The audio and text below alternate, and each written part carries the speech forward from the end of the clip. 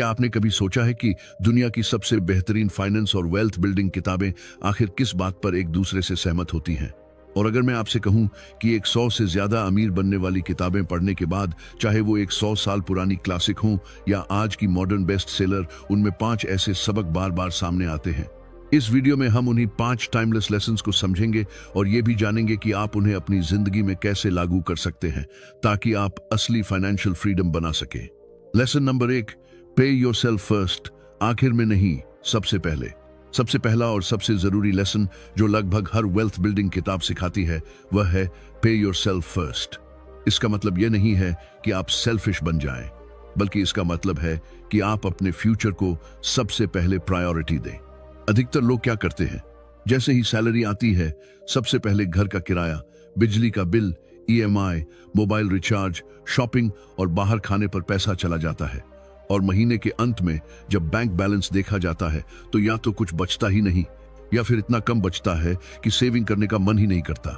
यही वजह है कि ज्यादातर लोग सालों काम करने के बाद भी फाइनेंशियली स्टक रहते हैं। लेकिन अमीर लोग बिल्कुल उल्टा करते हैं। वे सबसे पहले खुद को पैसे देते हैं, यानी सैलरी आते ही एक फिक्स्ड अमाउंट सीधे सेविंग और इन्वेस्टमेंट में चला जाता है। जो पैसा बचता है उसी से वे बाकी खर्च मैनेज करते हैं। अब आप सोच सकते हैं, अगर पैसे ही कम हैं तो पहले कैसे बचाएं? यहीं पर यह लेसन सबसे पावरफुल बन जाता है। जब आप ऑटोमेटिक सेविंग और इन्वेस्टमेंट शुरू कर देते हैं, जैसे सैलरी आते ही सिप कट जाना, म्यूचुअल फंड में ऑटो डेबिट, अलग सेविंग अकाउंट में फिक्स ट्रांसफर, तो आपको हर महीने डिसीजन लेने की जरूरत ही नहीं पड़ती। पैसा अपने आप इन्वेस्ट हो जाता है, बिना स्ट्रेस, बिना बहाने। यही वजह है कि इसे डिसिप्लिन नहीं बल्कि सिस्टम कहा जाता है, क्योंकि डिसिप्लिन कभी कभी टूट सकता है लेकिन सिस्टम चुपचाप अपना काम करता रहता है। एक आसान एग्जाम्पल समझिए। मान लीजिए आपकी सैलरी 30,000 रुपये है। अगर आप हर महीने 3,000 रुपये पहले ही सिप में डाल देते हैं तो आपको एडजस्ट करना सीखना पड़ता है। खर्च अपने आप कंट्रोल होने लगते हैं और धीरे धीरे वेल्थ बनना शुरू हो जाती है। 5 से 10 साल बाद वही छोटी सी सेविंग कंपाउंड होकर एक बड़ा अमाउंट बन सकती है। इस लेसन का असली फायदा यह है कि आप बचाने की कोशिश नहीं करते, आप सेविंग को डिफॉल्ट बना देते हैं। और जो चीज डिफॉल्ट बन जाती है वही लॉन्ग टर्म में रिजल्ट देती है। सिंपल रूल याद रखिए, पहले बचाओ फिर खर्च करो, बचने पर बचाने की गलती मत करो। अगर आपने सिर्फ यही एक हैबिट सीख ली और उस पर टिके रहे तो आपकी फाइनेंशियल लाइफ बाकी लोगों से बिल्कुल अलग दिशा में जा सकती है। लेसन नंबर 2, असली अमीरी दिखती नहीं है। अक्सर हम अमीरी को देखकर जज करते हैं। हमें लगता है कि जो इंसान महंगी गाड़ी चला रहा है, बड़े घर में रह रहा है और लग्जरी लाइफस्टाइल जी रहा है, वही अमीर होगा। लेकिन हकीकत में असली अमीरी ज्यादातर मामलों में दिखाई ही नहीं देती। ज्यादातर सच में अमीर लोग अपनी दौलत दिखाने में नहीं लगे रहते। वे लोगों को इम्प्रेस करने के लिए खर्च नहीं करते, न ही हर नई चीज खरीदने की दौड़ में रहते हैं। उनकी लाइफ सिंपल दिख सकती है लेकिन उनकी फाइनेंशियल पोजीशन मजबूत होती है। द मिलियनेयर नेक्स्ट डोर जैसी किताबों में की गई रिसर्च यह बताती है कि सच्ची दौलत शांत होती है। वह शोर नहीं मचाती, दिखावा नहीं करती, बल्कि धीरे धीरे और लगातार बनती रहती है। अक्सर यह वेल्थ लोगों को दिखती ही नहीं क्योंकि वह खर्च में नहीं, सेविंग्स और इन्वेस्टमेंट्स में छुपी होती है। अमीर लोग अपना पैसा उन चीजों में लगाते हैं जो समय के साथ बढ़ती हैं और कंपाउंड होती हैं, यानी एसेट्स, जैसे इन्वेस्टमेंट्स, बिजनेसेस या ऐसी चीजें जो आगे चलकर पैसा बनाकर देती हैं। वे जानते हैं कि पैसा तभी काम करता है जब उसे सही जगह लगाया जाए। वहीं दूसरी तरफ फ्लैशी लाइफस्टाइल सिर्फ बाहर से अच्छी लगती है। महंगी गाड़ियां, ब्रांड के कपड़े और दिखावे का खर्च तस्वीरों में तो अच्छा लगता है, लेकिन यह फ्यूचर सिक्योर नहीं करता। असल में ज्यादा दिखने वाली अमीरी कई बार खर्च होती हुई अमीरी होती है। इसलिए याद रखिए, जो सबसे ज्यादा दिखा रहा है जरूरी नहीं कि वही सबसे ज्यादा अमीर हो, और जो शांत है, सिंपल जीवन जी रहा है, हो सकता है वही चुपचाप अपनी असली अमीरी बना रहा हो। लेसन नंबर 3, इंडेक्स फंड्स लगभग सबको मात देते हैं। बहुत से लोग सोचते हैं कि ज्यादा पैसा कमाने के लिए हर समय सही स्टॉक चुनना जरूरी है। कभी कौन सा शेयर ऊपर जाएगा, कभी कौन सा नीचे जाएगा, इसी चक्कर में लोग दिन रात मार्केट देखते रहते हैं। लेकिन सच्चाई यह है कि ज्यादातर लोगों के लिए यह तरीका काम नहीं करता। जॉन बोगल और बर्टन मल्कियल जैसे फाइनेंशियल एक्सपर्ट्स और द इंटेलिजेंट इन्वेस्टर जैसी मशहूर किताबें एक ही बात बार बार बताती हैं। आम इन्वेस्टर्स के लिए बार बार स्टॉक्स चुनने से बेहतर है ब्रॉड और लो कॉस्ट इंडेक्स फंड्स में निवेश करना।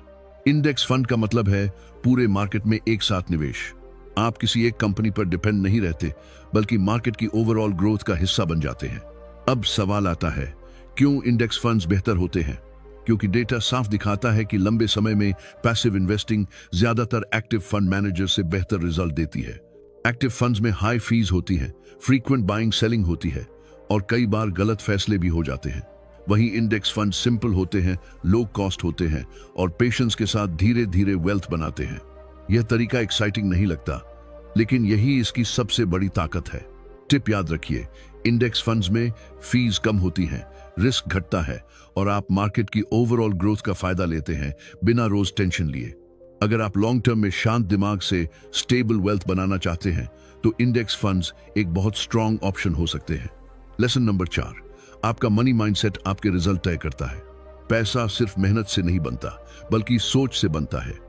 हम पैसे के बारे में जैसा सोचते हैं वैसे ही फैसले लेते हैं और वही फैसले समय के साथ हमारे फाइनेंशियल रिजल्ट्स तय करते हैं। Think and grow rich, rich dad poor dad और द साइकोलॉजी ऑफ मनी जैसी किताबें एक ही बात सिखाती हैं कि सफलता बाहर शुरू नहीं होती, पहले दिमाग में शुरू होती है। अगर आपकी सोच सीमित है तो आपकी ग्रोथ भी सीमित रहेगी। बहुत से लोगों को बचपन से सिखाया जाता है कि पैसा बुरी चीज है या पैसे के पीछे भागना गलत है। इस वजह से वे पैसे से डरते हैं, इन्वेस्टिंग को रिस्की मानते हैं और फाइनेंशियल डिसीजंस लेने से बचते हैं। नतीजा यह होता है कि अपॉर्चुनिटीज होते हुए भी वे आगे नहीं बढ़ पाते। लेकिन जब आप पैसे को एक टूल की तरह देखना शुरू करते हैं तो सोच बदलती है। टूल का मतलब है ऐसा साधन जिसे सीखा जा सकता है, समझा जा सकता है और सही तरीके से इस्तेमाल किया जा सकता है। पैसा अपने आप अच्छा या बुरा नहीं होता, यह इस बात पर डिपेंड करता है कि आप उसे कैसे यूज करते हैं। जैसे ही माइंडसेट बदलता है, हैबिट्स भी बदलने लगती हैं। लोग सेविंग को सीरियस लेने लगते हैं, इन्वेस्टिंग सीखने लगते हैं और लॉन्ग टर्म सोचने लगते हैं। धीरे धीरे फाइनेंशियल कॉन्फिडेंस बढ़ता है और फैसले बेहतर होते जाते हैं। इसीलिए मनी माइंडसेट इतना जरूरी है। अगर सोच सही होगी तो एक्शन सही होंगे और जब एक्शन सही होंगे तो रिजल्ट्स अपने आप बदलेंगे। प्रो टिप्स, अपने पैसों से जुड़े बिलीव्स पर ध्यान दें। खुद से पूछें, क्या ये बिलीव्स आपको ग्रो करने में मदद कर रहे हैं या आपको पीछे रोक रहे हैं? लेसन नंबर 5, इनकम स्केलेबल नहीं होती, एसेट्स होते हैं। ज्यादातर लोग अपनी पूरी जिंदगी इनकम बढ़ाने में लगा देते हैं। बेटर जॉब, प्रमोशन, ओवरटाइम या एक्स्ट्रा वर्क, सब कुछ इसलिए कि महीने की सैलरी थोड़ी ज्यादा हो जाए। लेकिन एक सच्चाई है जिसे बहुत कम लोग समझते हैं, इनकम की एक लिमिट होती है। आपकी सैलरी तभी तक आती है जब तक आप काम कर रहे होते हैं। अगर आप बीमार पड़ जाएं, छुट्टी ले लें या काम करना बंद कर दें तो इनकम भी रुक जाती है। यानी इनकम पूरी तरह आपकी टाइम और एनर्जी पर डिपेंड करती है। यहीं पर एसेट्स और इनकम के बीच फर्क समझना जरूरी हो जाता है। एसेट्स वे चीजें होती हैं जो आपके लिए काम करती हैं, जैसे investments, rental property, business, mutual funds या कोई ऐसा सिस्टम जो पैसा जनरेट करता रहे। आप मौजूद हों या न हों, एसेट्स अपना काम करते रहते हैं। यही वजह है कि अमीर लोग सिर्फ सैलरी बढ़ाने पर फोकस नहीं करते। वे सोचते हैं, मैं ऐसा क्या बनाऊं जो मेरे बिना भी पैसा बनाता रहे। शुरुआत में एसेट्स बनाना स्लो लग सकता है। पहले इन्वेस्टमेंट छोटी होती है, रिटर्न्स भी कम दिखते हैं। लेकिन समय के साथ वही एसेट्स कंपाउंड होते हैं और बड़ा फर्क पैदा करते हैं। उदाहरण के लिए, एक छोटी एसआईपी आज इनसिग्निफिकेंट लग सकती है, लेकिन सालों बाद वही इन्वेस्टमेंट एक मजबूत फाइनेंशियल बेस बन सकती है।